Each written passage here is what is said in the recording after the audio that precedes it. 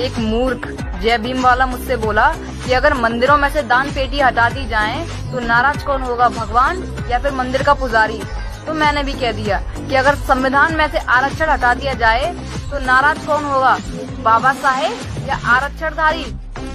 ए मूर्ख, अगर संविधान में से आरक्षण हटा दिया गया जिसमें 50% तो आरक्षण हम महिलाओं का है, जिसके बलबूते पे तू इतना उछल रही है।